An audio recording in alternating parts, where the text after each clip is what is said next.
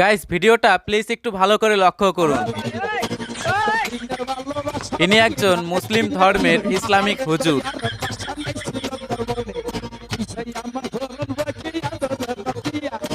শীত পড়ছে তো তাই হুজুরদের এই সমস্ত রঙ্গ তামাশা শুরু হচ্ছে। বাহ, হুজুরের অসাধারণ নাচ।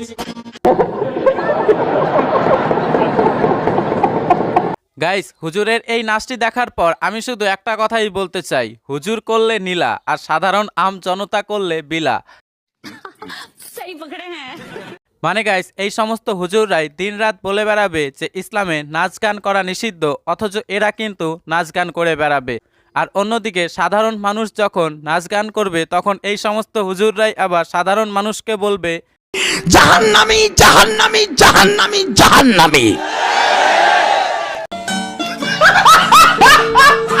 নমস্কার দর্শকবৃন্দু, আজকে আবারও কিন্তু আরও একটি মজাদার এবং ইনফরমেটিভ ভিডিও নিয়ে চলে এলাম। আজকের এই ভিডিওটি আপনাদের শেষ পর্যন্ত দেখার অনুরোধ করছি, কারণ কি আজকের এই ভিডিওটি যদি আপনি শেষ পর্যন্ত না দেখেন তাহলে অনেক কিছুই কিন্তু আপনি মিস করে যাবেন এবং হয়তো আপনি কিছুই বুঝতে পারবেন না। তাই বলবো ভিডিওটিকে শেষ পর্যন্ত দেখুন।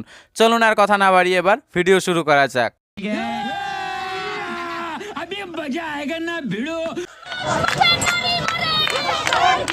রাজপথে নারী মরে, ইউনূস সরকার কি করে? ইউনূস সরকার কি এগুলো শুনতে পাচ্ছেন না?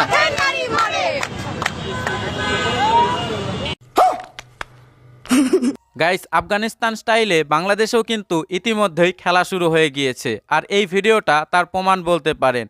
কারণ কি ইউনূস সরকারের আমলে মহিলারা যে কতটা নিরাপত্তাহীনতায় ভুগছে, কতটা নির্যাতন অত্যাচারের শিকার হচ্ছে, তা এই প্রতিবাদ দেখলেই কিন্তু আমরা পরিষ্কারভাবে বুঝতে পারি। তবে এখানে বলতে আর আজকে কোনো দ্বিধা নেই যে ইউনূস সরকারের আমলে বাংলাদেশ যে ধীরে ধীরে আফগানিস্তান হচ্ছে, তা আশা করি সাধারণ মানুষও এবার বুঝতে পারছে। ये बड़ी अच्छी बात कही आप। তারা বাংলাদেশকে নিয়ে খেলবে, আমরা সেভেন সিস্টারকে নিয়ে খেলবো। আমাদের বার্তা স্পষ্ট, বন্ধুত্বের সম্পর্ক, খেলার কোনো টাইম নেই। ভারতের সাথে আমাদের সম্পর্ক খেলতে ন্যায্যতার চাইছে। সম্পর্ক, ঠিক আছে? এইদিকে একটা পড়লে ওইদিকে একটা পড়বে, ন্যায্যতার সম্পর্ক। এদিকে ফুল আসলে মিষ্টি আসলে ওইদিকেও ফুল যাবে মিষ্টি যাবে, এই সম্পর্ক। ওই দিক থেকে লাশ ফালাবে আর এদিক থেকে ফুল আর মিষ্টি নিয়ে যাবেন, ওই বন্ধুত্বের সম্পর্ক বাংলাদেশে থাকবে না। গাইস শুনতে পেলেন তার কাটা এই পটাশিয়ামটার কথা? এই পটাশিয়ামটার কথা শোনার পর একটা কথা বলতেই হচ্ছে, কোথায় কাশ্মীরি উল আর কোথায় বগলের চুল? এ বলছে এ নাকি ভারতের সেভেন সিস্টারকে নিয়ে খেলবে। এর উদ্দেশ্যে আমি বলতে চাই, পারলে আগে নিজেদের দেশের জিনিসপত্রের দাম কমিয়ে দেখা, তারপরে না হয় বিশ্বাস করব তুই কত বড় খেলোয়াড়। মানে গাইস আপনারাই একবার ভাবুন, যে ভারত বাংলাদেশকে শুধুমাত্র সামান্য পেঁয়াজ বন্ধ করে দিলেই এদের রাতের ঘুম উড়ে যায়। এরা চিন্তা করতে শুরু করে যে এরা সকালে উঠে খাবে কি, অথচ আবার এরাই বড় বড় কথা বলছে ভারতের বিরুদ্ধে। তাহলে আপনারাই একবার ভাবুন এর কথাগুলো কতটা হাস্যকর। এই সমস্ত ভারত বিদ্বেষী বাংলাদেশিদের উদ্দেশ্যে আমি বলতে চাই যে তোমাদের বর্তমান সরকার, বর্তমান ইউনূস সরকার না, আমাদের ভারতের কাছে দুষ্টু পোলাপান ছাড়া আর কিচ্ছু না।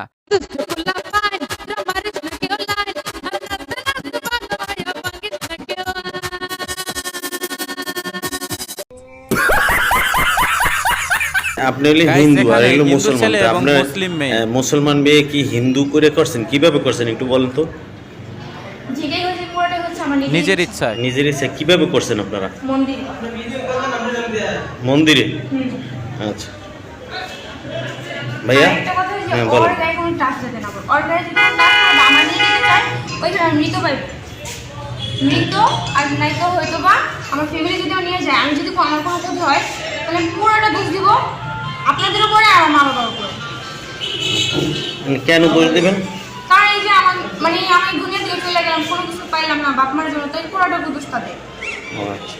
গাইস এই সমস্ত মুসলিম বোনেদেরকে, যে সমস্ত মুসলিম বোনেরা কিনা খুব সহজেই সত্যটাকে বোঝে এবং সত্যটাকে মেনে নিতে পারে, তাদের চরণে আমার প্রণাম। এই বোনটাকে আমি ধন্যবাদ দিয়ে ছোট করতে চাই না, তবে বলতে চাই এই বোনটা যা করেছে 100% ঠিক করেছে। কারণ কি প্রত্যেকেরই ব্যক্তিগত স্বাধীনতা বলে কিছু একটা এই দুনিয়াতেও আছে, সেটা পটাশিয়ামদেরও বোঝা উচিত।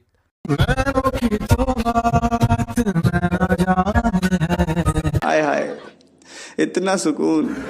আর গাইস, আপনারা যদি এই সাহসী মুসলিম বোনটার কথাগুলো শোনেন তাহলে আপনারাও কিন্তু আশ্চর্য হয়ে যাবে। কোনো মুসলিম বোন যদি হিন্দু ছেলেকে বিয়ে করে তাহলে সেই হিন্দু ছেলেটাকে তাদের ধর্মে অর্থাৎ ইসলাম ধর্মে নিয়ে যাওয়ার জন্য কিন্তু অনেক প্রকারের চেষ্টা করে, রীতিমতো জোর জবরদস্তি করে এবং সেই হিন্দু ছেলেটার উপরে কিন্তু খুব প্রেশার দেওয়ার চেষ্টা করে। আর এখানে এর পুরো বিপরীত। এখানে এই মুসলিম বোনটা বলছে যে আমি সনাতন ধর্মেই থাকব, যেহেতু এই ছেলেটা হিন্দু সেহেতু আমি হিন্দু ধর্মই পালন করব, আমি ইসলাম ধর্মে আর ফিরে যাব না, আমি হিন্দু হয়েই ঘর সংসার করতে চাই।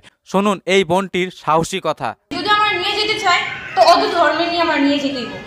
আমি ওই ছেলে কখন আমি জোর করবো না আমার ধর্মে আসার জন্য, ঠিক আছে? আর আমি যেহেতু ওর সাথে আমি রিলেশনশিপ করে আমার বিয়ে হয়েছে, তো আমি কখন আমি নিজের ইচ্ছা আসছি, আমি কখনো বলবো না যে ওই আমার জোর করে নিয়ে আসছে।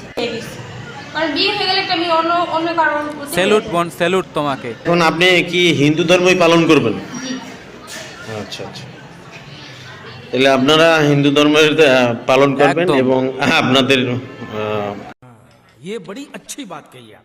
গাইস, এই মুসলিম বোনটার মতো কিন্তু হাজারো বোনেরা রয়েছে যারা কিন্তু মন থেকে সনাতন ধর্মকে ভালোবাসেন এবং তাদের বাকি জীবনটা সনাতন ধর্মে কাটিয়ে দিতে চায়। তাদের উদ্দেশ্যে আমি বলতে চাই, আপনারা কোনো দ্বিধাদ্বন্দ্ব ছাড়াই পুনরায় সনাতন ধর্মে ফিরে আসুন, সনাতন ধর্ম গ্রহণ করুন।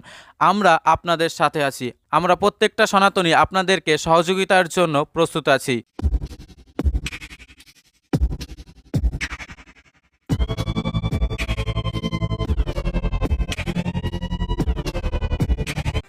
আগের দিন নাকি শেষ আর এখন নাকি শুনুন কেমন ইসলামের বাংলাদেশ। ইসলামকে পুঁজি করে, ধর্মকে পুঁজি করে বাংলাদেশের কিছু মানুষ বাংলাদেশকে যে কোন জায়গায় নিয়ে যেতে চাচ্ছে সেটাই আজকের ভিডিওতে দেখাবো। এই লোকটার নাম হচ্ছে জুবার আহমেদ তাসরিন। তার কত বড় সাহস, সে আমার জাস্ট একটা ফুড রিলেটেড ভিডিওতে এই ধরনের একটা বাজে কমেন্ট করে। মানে সে ওয়াজ মাহফিল করে বেড়ায় আর সে আমার মতন একটা হিজাব পরা মেয়ে ফুড ব্লগিং করে, তার ভিডিওতে এসে এই ধরনের নোংরা কমেন্ট করে। আর আপনারা কিছু মানুষ তার ওয়াজ মাহফিল শুনে, উনার কত বড় সাহস একটাবার চিন্তা করেন। নরমাল র্যান্ডম কোনো পাবলিক হইতো আমি এগুলো পাত্তা দিতাম না, বাট উনি এত বড় একটা প্রোফাইল নিয়ে ওয়াজ মাহফিল করে বেড়ায়, সে এই ধরনের কথা কিভাবে বলতে পারে? আবার সে সেই কমেন্টের নিচে রিপ্লাই দিয়ে জানতে চায় যে আমার বাসার ঠিকানা কোথায়। কেন ভাই, বাসায় এসে কি ইসলামের দোহাই দিয়ে আমার করবেন? উনি বলছে আগের দিন নাকি নাই, এখন ইসলামের বাংলাদেশ। একটাবার চিন্তা করে দেখেন, উনার মতন একটা হুজুর যদি বাংলাদেশের ক্ষমতায় কোন কাঞ্চিতেও আসতে পারে, আপনারা ভাবতে পারতেছেন তারা যে বাংলাদেশের কোন মেয়েকে ঘরের বাইরে পা রাখতে দিবে না? আজকে যেসব মেয়েরা কলেজ ভার্সিটিতে পড়তেছে শিওর এরা হচ্ছে মেয়েদেরকে ঘর থেকে বের হওয়া বন্ধ করে দিবে। আমার কথা হচ্ছে সে ইসলামের কোন আইনের দোহাই দিয়ে একটা মেয়েকে জনসম্মুখে শুনুন কেমন ইসলামের বাংলাদেশ বলে গালি দিতে পারে? উনি কি কোথাও দেখছে আমাকে এরকম কাজ করতে? উনার কাছে আমি গেছিলাম নাকি কখনো উনি আমার কাছে আসছিল? উনি কি কিনে ফেলছে দেশটা?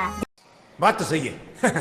গাইস, শুনতে পেলেন? এমনি এমনি তো আর আমি আপনাদেরকে বলি না যে এই সমস্ত হুজুরদের চরিত্র ফুলের থেকেও বেশি পবিত্র। আপনারাই একবার ভাবুন যে একজন ধর্মীয় বক্তা, একজন ধর্মীয় গুরুর কর্তব্য কি? সবসময় ধর্ম নিয়ে পড়ে থাকা, ধর্মীয় আলাপ আলোচনা করা, তা না বাদ দিয়ে ইনি একজন ধর্মীয় বক্তা হয়ে ফেসবুকে এসে মেয়েদেরকে নোংরা নোংরা কমেন্ট করছেন।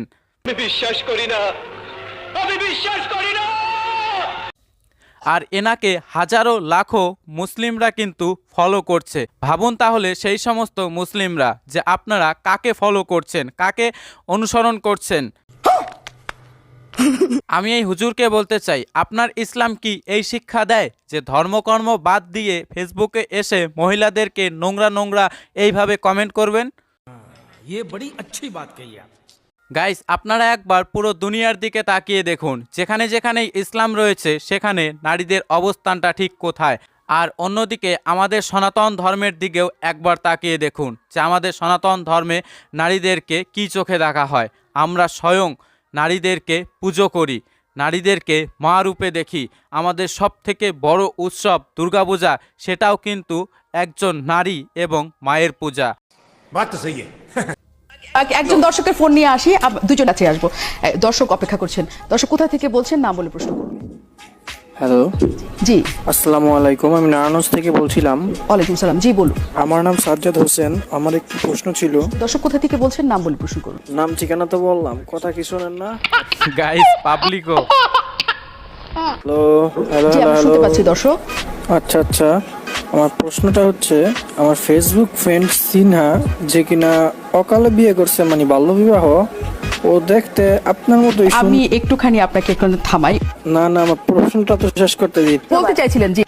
আমার ফ্রেন্ডের স্বামী বিয়ের 1 মাস পরেই মারা যায়, কিন্তু মরার আগে সে একটা জীবন বীমা করছিল 500 টাকা দিয়া। সুতরাং সে কি পুরো টাকা ফেরত পাবে নাকি সেই বিমার? আর যদি সে সেই 500 টাকা ফেরত পায়, তাহলে আমি কি আমার ফ্রেন্ডকে বিয়ে করলে সেই 500 টাকার ভাগিদার হতে পারবো কিনা? 500 টাকার এটাই আমার জন্য প্রশ্ন ছিল। guys, অনেক ধন্যবাদ। এমন সময় আপনার ফোনটা পেলাম, নিশ্চয়ই আমরা অনেক তর্ক করতে পারতাম এটা নিয়ে। আমরা একটা ছোট্ট বিরতির পর তাদের কাছে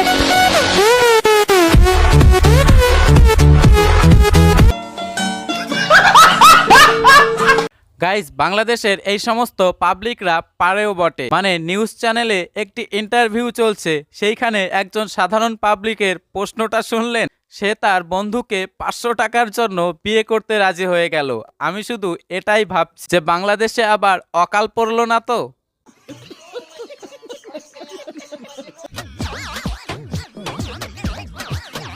গাইস এবার তো বাড়িতেই হালাল বিনোদন শুরু হয়ে গেল।